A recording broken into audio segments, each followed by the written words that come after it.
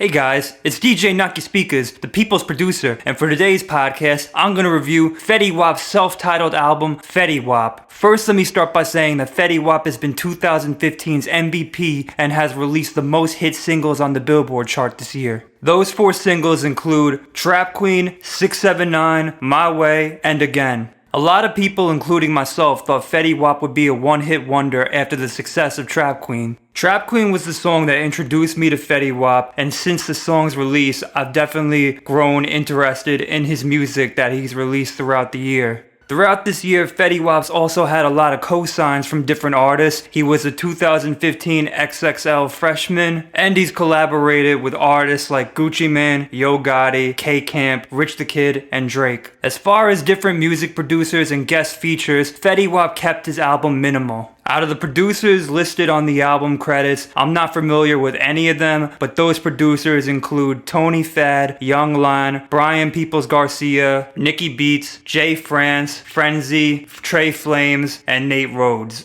The guest features on the album include Monty and M80. One thing I noticed when I saw the track list of the album was that Monty's featured about 7 times on this album. 7 songs got features from Monty, and there's 20 songs long on the album. As far as the length of the album's a total of 76 minutes and 58 seconds, and that's way too long of a debut album for a new artist. So now I'm going to get into my top 3 favorite songs I heard after listening to the album. In no specific order, my top 3 favorite songs on Fetty Wap's album are 679, Jug, and Again. I like those 3 songs the most on the album because I think that they're very catchy, they have a bounce to the production, and I think that they get the point right across. I think that they're more memorable compared to many other songs on the album, which to me felt very forgettable. So now I'm going to get into the pros and cons of the Fetty Wap album. A huge pro of this album definitely is the album's production. I think that all the producers who contribute beats to the album did a really good job and contributed the best work they could as far as production.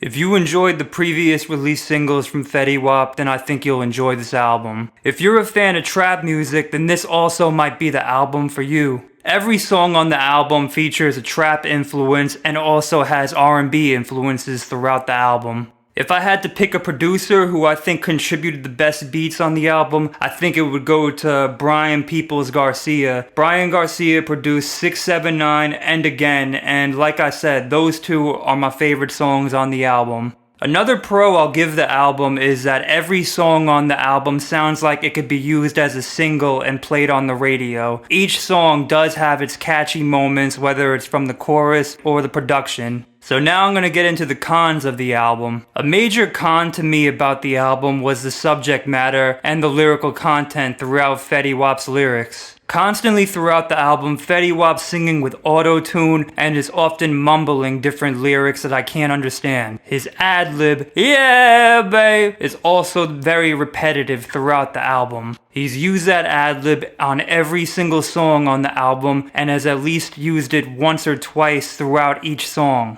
I think that Fetty Wap definitely lacks subject matter throughout the album. Most of the themes of the album revolve around money, drugs, women, and trapping. In previous interviews, Fetty Wap says that he's the most influenced by Gucci Mane, and from listening to this album, I could understand why and see the resemblance. Another flaw for me about this album is the guest features featured on the album. Like I said earlier, Monty is featured on about 8 songs on the album's track listing. Out of most of the songs that Monty appears on, his guest verses to me feel very forgettable. Not only are his guest verses forgettable, but I think that some of his guest verses actually ruin some of the songs on the album. When I saw that My Way made the track list, I was also surprised to see that the Drake featured remix wasn't included on the album. I was also surprised to see that the Trap Queen remix didn't make the album. I know that the Trap Queen remix had Gucci Mane and Quavo from Migos featured on the song. So now my final thoughts on Fetty Wap's self-titled album. I think that Fetty Wap's album isn't a terrible album, but it definitely doesn't feel like a good album to me. I think the production is definitely a high point of the album, but at the same time I think that so many songs on this album are just really forgettable. I also think that 20 songs is just too many songs to be featured on one album, especially when it's a debut album. Lastly, I think that if Fetty Wap narrowed the album down from 20 songs to maybe 10 songs, I think this album would have had a little bit more replay value for me. Otherwise, there's just too many songs on this album that just feel and sound too forgettable. As far as a rating for the album, I give the album a 4 out of 10. Not a terrible album, but definitely not a good album. I think that Fetty Wap has a long way to go as far as developing as an artist, but I think that he'll still continue to have hit records, and I also think this album will definitely sell well on the Billboard charts. This concludes my review for Fetty Wap's self-titled album, Fetty Wap. Did you like the album? Did you hate the album? Why? And what should I review next? It's DJ Knock Your Speakers, and I'm out.